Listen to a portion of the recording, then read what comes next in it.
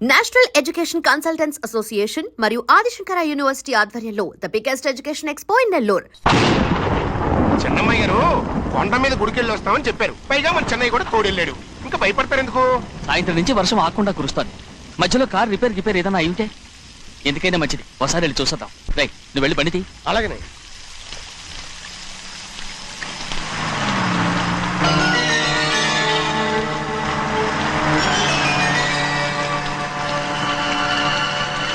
అయ్యా అది చూడండి, ఆ కారు మందే అనుకుంటానండి. అవునయ్యా, ఆ బండి 288. నేను అప్పుడే చెప్పాగా బండి రిపేర్ ఏదన్నా అయి ఉంటుందని. రై పక్కన ఆపరా. చాలా పొద్దుపోయింది, ఇంటికి పోదామా?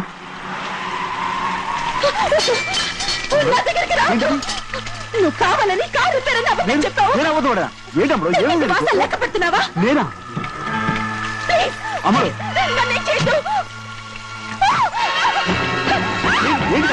పిచ్చి పట్టిందా? నీకే మొత్తం పిచ్చి పట్టింది. నా ప్రాణం పోయినా నీకు లోగను. ఏంటమ్మ నువ్వు చేసే పని? ఏంటి అమ్ముడు? చూస్తారు కట్టు కట్టుకుంటావా? ఎవరైనా వస్తారా?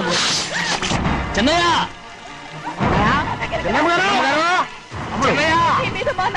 నమ్మకం పెట్టుకున్నాను. ఉన్నాను కదా రాము,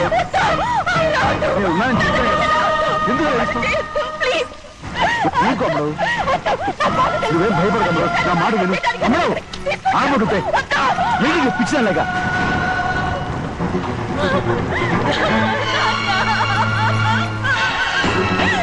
ఏంటమ్మా ఇది? చెప్పమ్మా చెప్పు. కారు పేరు చెప్పి నన్ను మండపంలోకి తీసుకొచ్చాడు. వర్షం పడుతుంది, కారు రిపేర్ చేయలేమని ఇక్కడే ఉందామని నన్ను అదోలా చూశాడు. నాకు చాలా భయం వేసింది. ఏ పర్వాలేదు, నడిచేదే వెళ్ళిపోదాం నేనంటే నువ్వు విదేశాలు చదువుకుని వచ్చావు, ఆ మాత్రం అర్థం చేసుకోలేవా? ఈ ఒక్క రోజుకి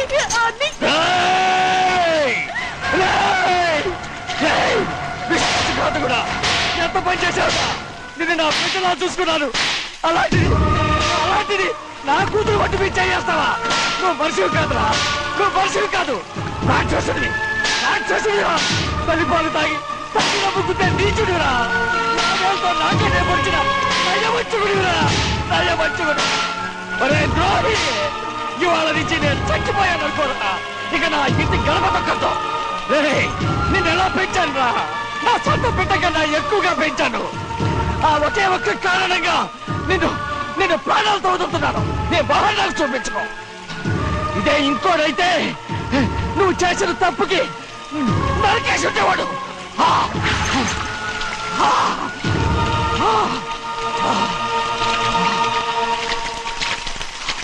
పదమ్మా, రే రండిరా. ఇవాళతో వాడికి మనకి రుణం తిరిగిపోయి.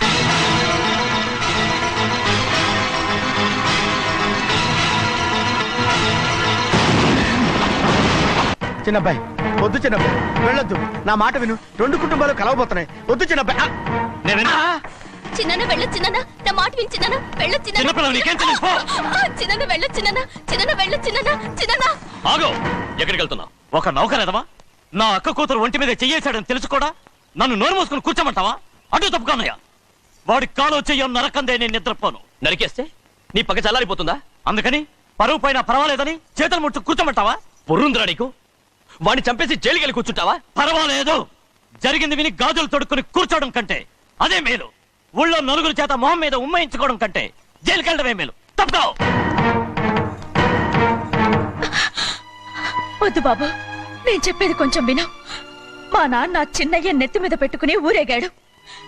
ఇప్పుడు ఆయనే నిజం తెలుసుకుని బయటకు గెంటేశాడు. ఆ శిక్ష వాడికి చాలు. కానీ మీ చెల్లెలు పరువు పోయిందే, దానికి కారణమైన వాడిని నేను ఊరికే వదిలేయాలా? నువ్వు వాడిని నరికేస్తే జరిగింది మాసిపోతుందా? పోదు, కానీ కోపం కొంచెమైనా తగ్గుతుంది కదా. 2 రోజులు ప్రశాంతంగా ఉంటే అన్ని కోపాలు పోతాయి. అవును, నువ్వు కూడా 15 సంవత్సరాలుగా ప్రశాంతంగానే ఉన్నావు. కానీ మీ నాన్నకి నీ మీద కోపం పోనేలేదే. అలాగే నేను కూడా. తప్పుకోవద్దు.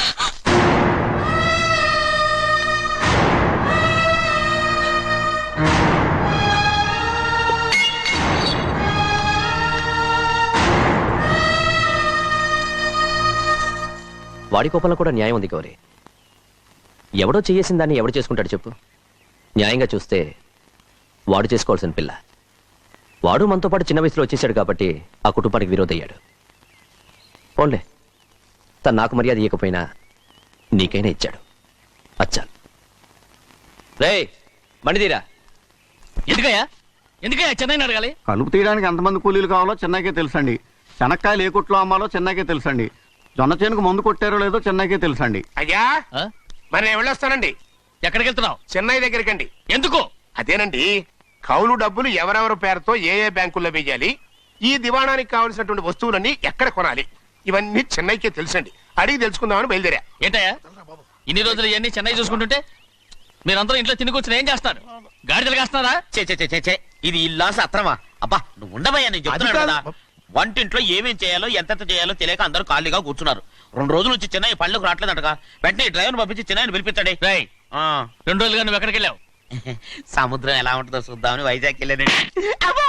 వెళ్ళా సముద్రంలో గోవిందయ్య అయ్యా ఈ లెక్క చూసి పంపించి. అలాగేనండి. అగా, నీకు లెక్క చూసి కదా డబ్బులు ఇవ్వాలి. మరి ముందే అయ్యా అయ్యా అయ్యా అంటూ ముష్టోళ్ళగా చేయి చెప్తావిట్రా. నువ్వు ఎప్పుడు వచ్చావు, నీకు ఎంత ఇవ్వాలి చెప్పు. గుమ్మస్తా మీరా నేనండి. మీకు లెక్కలు తెలియకపోతే వెళ్ళి చిన్నయ్య గారిని అడగండి. ఏంట్రా డబ్బా ఇస్తున్నావా? నన్ను ఉద్యోగం అనేది వెళ్ళిపోమన్నారు కదా. అంటే ఏడుస్తావిట్రా. ఎక్కడికి వెళ్ళాలో ఎలా బతకాలో తెలియక ఏడుస్తుంటా. సరే సరే సరే ఏడో ఒక. ఇప్పుడు మా ఇల్లు చూసుకోవడానికి ఎవరు లేరురా.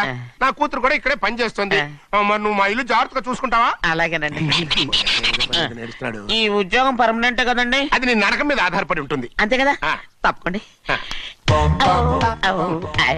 ఎలా ఉంది? అదేంట్రా నరాలు తగినట్టు నడుస్తున్నావు? బాలేదా? ఆ. ఇంకోటి నడుస్తాను. ఎలా నువ్వు పర్మనెంట్ గా టెంపరవరీయే. అమ్మా, చెన్నైని ఇంట్లోంచి బయటికి పంపించినంత మాత్రాన నీ ఆత్మ శాంతించదని నాకు తెలుసమ్మా. త్వరలోనే అక్కయ్యని నాన్నని కలిపి మన 2 కుటుంబాలని ఒకటి చేస్తాను.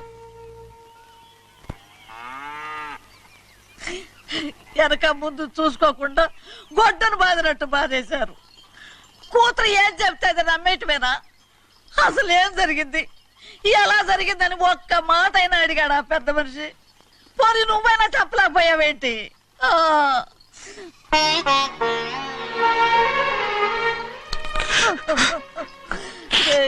చిన్నయ్య ఏడుస్తున్నావయ్యా? పెద్దయ్య కొట్టాడని బాధపడుతున్నావా? అబ్బే, పెద్దయ్య కొట్టిన దెబ్బలు కాదని నేను బాధపడుతుంటా. ఈ నెలలో ఒక్కరోజు కూడా నేను ఆయన విడిచిపెట్టి ఉండలేదు. అలాంటిది 2 రోజులు అయిపోయింది ఆయన చూసి. అదే బాధగా ఉంది. బాధ ఇదే. చిన్నయ్య చూడు, ఎవ్వరికి కనపడకుండా పెద్దయ్య గారిని చూసిరారా, అప్పుడు నీ మనసు స్థిమిత పడుతుంది. లేదే, ఆయన తప్ప ఆయన తెలుసుకుని నాకు కబురు చేసేంత వరకు నేను ఆయన మొహం చూడను. ఆ దొంగ ముఖంది నీ మీద మనసు పడ్డట్టు నాటకం ఆడింది అనుకో. అది నీ యజమాని కూతురు అని తెలుసు కదా, నువ్వెందుకు మనసు పడ్డా? సిగ్గిడిసి తన అందరి ముందు పంపు సెట్ దగ్గర స్నానం చేస్తూ నా మీద పడ్డప్పుడు కూడా నేను మనసు పడలేదే. కానీ ఒకరోజు అయ్యో ఏంటి తమ్ముడు మధ్యగానే పోయిందేంటి? పుస్తకాలన్నీ తగలబెడతావు, పైగా చదువుకో డిగ్రీ కాగితాలు కూడా మంటలు పడేస్తావేంటి? ఏమైంది నీకు? ఇదిగో మర్యాదగా మంటలవి. అవి నేను చదివి సంపాదించుకున్న డిగ్రీలు. వాటిని మంటల్లో వేస్తాను, చెప్పేస్తాను, నా ఇష్టం. అది అడిగే హక్కు నీకు లేదు. అవి మంటల్లో వేయకపోతే ప్రాణానికి ప్రాణంగా చూసుకుంటున్నావే మా నాన్న. ఆయన మీద ఒట్టు ఇల్లు ఇలా పడి చేస్తాను. వెయ్యి.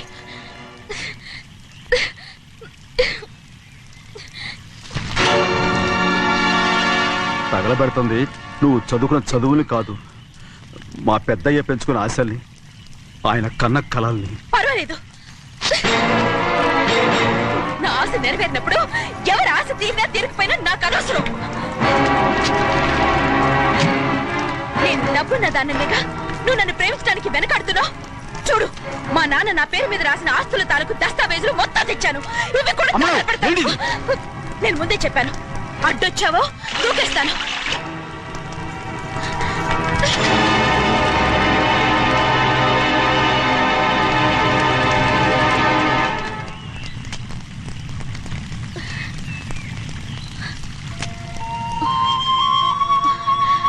చూడు, ఇప్పుడు నేను ఒట్టి ప్రభావతిని. నాకు చదువు లేదు, డబ్బు లేదు. ఇప్పుడేను ఒప్పుకుంటావా? మరి చిన్నపిల్ల మాడతావేంటి? ఎన్ని చెప్పినా సరే నువ్వు మా పెద్దయ్య కూతురువి. అలాంటిది నేను పెళ్లి చేసుకోవడం ఏంటి? మరి అర్థమైన మాడతావు.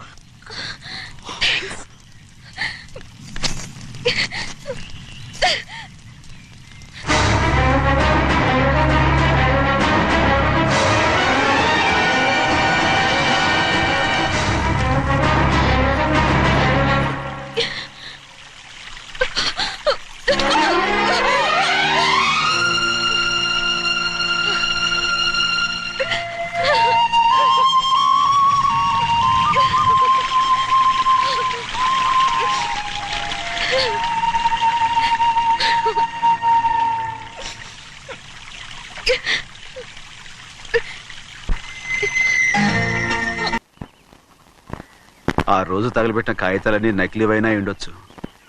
తనకు తెలుసుగా నేను చదువురాని మొద్దునని. ఆ పాపిష్టిది ఎంత నాటకం ఆడింది, నీ మీద ఎంత పగబోనింది. అసలు నువ్వు చేసిన తప్పేమిట్రా?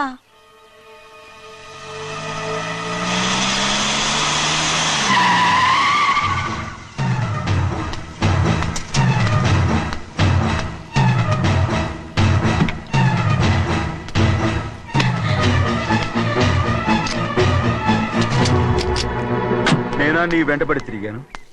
నేనా నేను ప్రేమించమని అడిగాను? నేనా నేను పెళ్లి చేసుకోమని అడిగాను? ఆ రోజు గుడికి రమ్మంది ఎవరు? వద్దన్న మండపానికి తీసుకెళ్ళింది ఎవరు? చేసినంత నువ్వు చేసి నేనేదో చేసినావే. నేను నిజంగా పాప పోనీలే ఆడదాని వారు ఊరుకుంటున్నాను అనుకున్నావేమో. పొరపాటు. నన్ను ఎంతగానో నమ్మిన మా అయ్యగారు నన్ను అనుమానించి తప్పు పట్టారే, దానికి ఆ రోజు నా నోరు మూసుకుపోయింది. కానీ ఈ రోజు మాత్రం నేను ఊరుకునేది లేదు. చెప్పు, ఎందుకు చేసావు ఈ పని? కారణం చెప్పు. ఒకే ఒక్క కారణం, నిన్ను మా ఇంట్లోంచి వెళ్ళగొట్టాలి. ఎంతో ఇష్టంగా చూసుకునే మా నాన్న నిన్ను అసహించుకోవాలి. మా అక్క కుటుంబం 15 సంవత్సరాల నుంచి మా నాన్నకు దూరంగా ఉండటానికి కారణం నువ్వు. అంతేకాదు, మా అమ్మ మాకు లేకుండా పోవడానికి కారణం కూడా నువ్వే. అలాంటి నీకు మా ఇంట్లో రాజ మర్యాద, అందరి మీద అధికారం. కన్న కూతురైన నాకంటే మా నాన్నకి నీ మీద ఎక్కువ ప్రేమ. అందుకే నిన్ను ఇలా మోసం చేశాను, నమ్మించాను. అర్థమైందా? Good bye.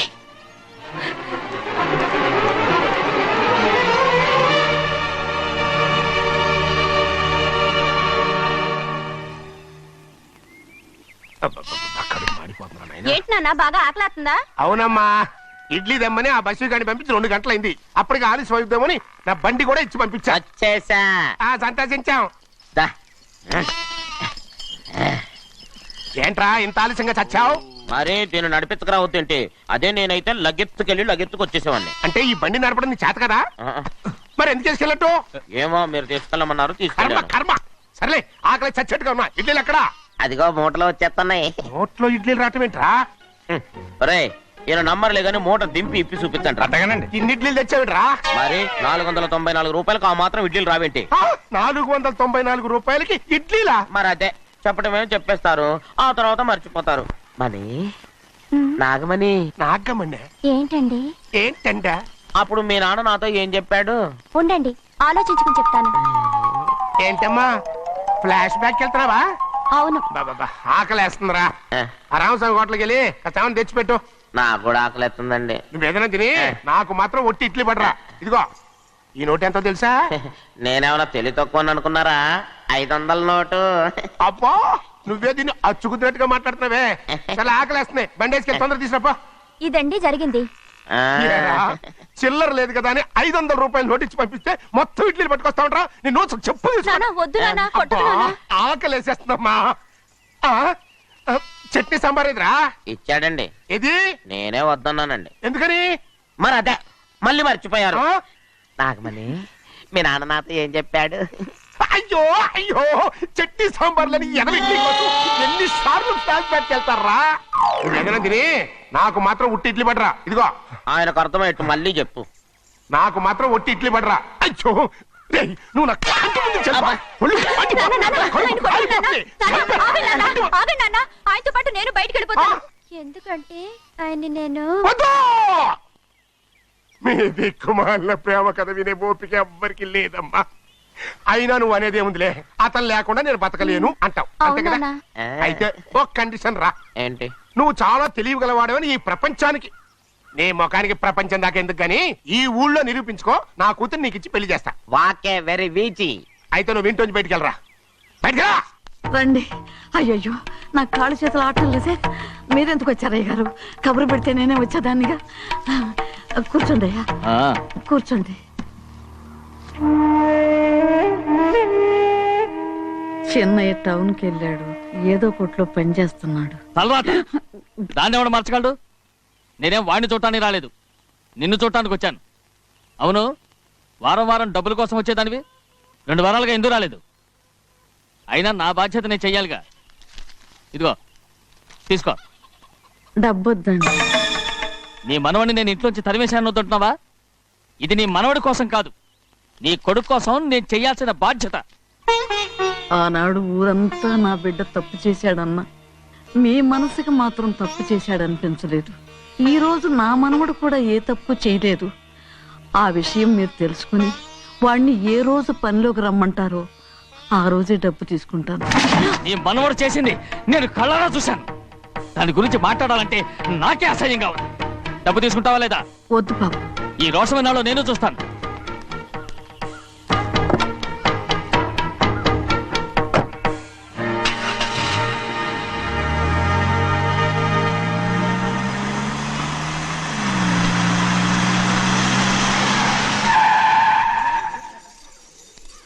ఏంట్రా అందరూ ఇంట్లో పనులు మానేసి బయట కబుర్లు చెప్పుకుంటున్నారు? పెద్దమ్మాయి గారు అల్లుడు గారు మన ఇంటికి వచ్చారండి. వాళ్ళతో పాటు బంధువులు కూడా తీసుకొచ్చారండి, అందుకే మేమేం అనలేకపోయామండి. తాంబూలాలు కూడా పట్టుకొచ్చారండి.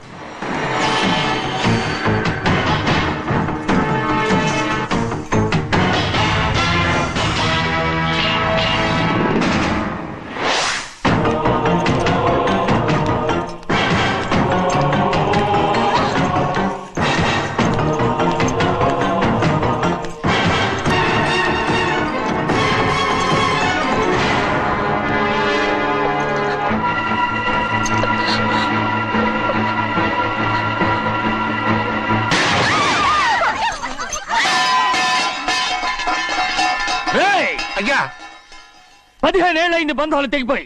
ఎంత ధైర్యం ఉంటే మళ్ళీ ఈ ఇంట్లో అడుగు పెడతారు? ఎవరు రాయి గాడిదల్ని లోపల రానిచ్చింది? ముందు వీళ్ళందరినీ మెడబెట్టి బయటికి గెంటేయండి. నేనే వాళ్ళని రమ్మన్నాను. ఎందుకు రమ్మన్నావు? నా పెళ్లి గురించి మాట్లాడడానికి. నీ పెళ్లి గురించి మాట్లాడటానికి వాళ్ళెవరు? నా తోడ పుట్టింది మీ కన్న కూతురు.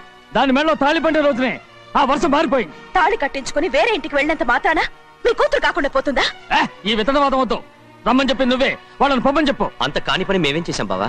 ఇంకోసారి బాగా అంటే మర్యాద తక్కదు. మీ చిన్న కూతురు పరుగు పోయినప్పుడు ఏమైందో ఈ మర్యాద? అది నా సొంత విషయం రా. నాకు సొంత విషయమే. ఏంటో నీ సొంత విషయం? అక్కడ నిలబడింది అది నా అక్క కూతురు, చేసుకునే హక్కు నాకుంది. అందుకే పిల్లని అడగడానికి వచ్చాం. చెప్పు తీసుకొడతాను. మీ అక్క పోయిన రోజునే ఆ బంధాలు తెగిపోయాయి. నా కూతుర్ని ఎవరికి కట్టబెట్టాలో నాకు బాగా తెలుసు. కానీ నా పెళ్లికి నా ఇష్టం కూడా ఉండాలి నాన్న. ఓహో, వీడిని ఇష్టపడ్డావన్నమాట పెళ్లి చేసుకోవటానికి? కాదు, తల్లి ప్రేమకి ఎలాగో నోచుకోలేకపోయాను. అట్లీస్ట్ ఆ ఇంటికి కోడలుగా వెళ్ళి అక్కలోనైనా అమ్మని చూసుకుందామని ఆశపడ్డాను. నీ ఆశ నే బతుకున్నంత కాలం తీరదు. ఎందుకు తీరదు? నా పెళ్లికి మీ అనుమతి అవసరం లేదు.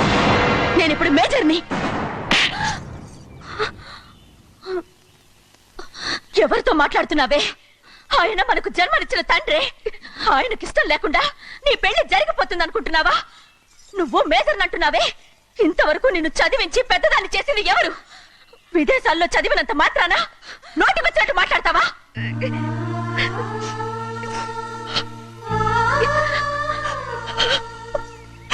నన్ను క్షమించండి నాన్న. ఎలాగైనా మన కుటుంబం కలవాలనే ఆశతో దాని మాటలు వినే ఇక్కడికి వచ్చాం. మీ ఇష్ట ప్రకారమే ఎవరికైనా ఇచ్చి పెళ్లి చేసి దాన్నైనా చివరి దాకా మీతోనే ఉంచుకోండి.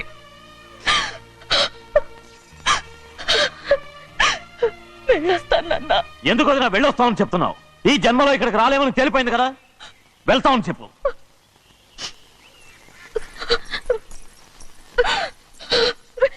గోవిందయ్య, అయ్యా ఈ దరిద్రాన్ని బయటపడి. అలాగేనండి. నన్ను క్షమించండి నాన్న. ఊరుకోమ్మా, ఏదో తెలియక చేసావు, పర్వాలేదు. ఏమైందిరా అంతరాట పరిగెత్తున్నారు? ఉండవా ఏమయ్యా? ఏంటి అంతరాట పరిగెత్తున్నారు? నువ్వు నాకు అగనిస్ట్ పార్టీ. నేను నీకు చచ్చినా చెప్పకూడదు. అయినా వయసులో పెద్దవాడు అడుగుతున్నావు కాబట్టి చెప్తున్నాను. మన బసవాడు లేడు, వాడు పండుతున్నాడంట. అగా బస్సోడు ఏంటి? కొండ ఎత్తడం ఏంటి? ఎగతాళిగా ఉందా? నేను ఎగతాళి చేయడం కాదండి, ఊరంతా పరిగెడుతున్నారు. పైగా 10 రూపాయలు టికెట్ అంట. బస్సోడు కొండ నేను తీసుకెళ్ళి చూపిస్తాను. నా కూతురు రా. ప్రశాంతంగా ఉండండి, ప్రశాంతంగా ఉండండి. ఆంజనేయ స్వామికి ఒక పండగ కాలే, బాగా ఒళ్ళు పట్టంటారా.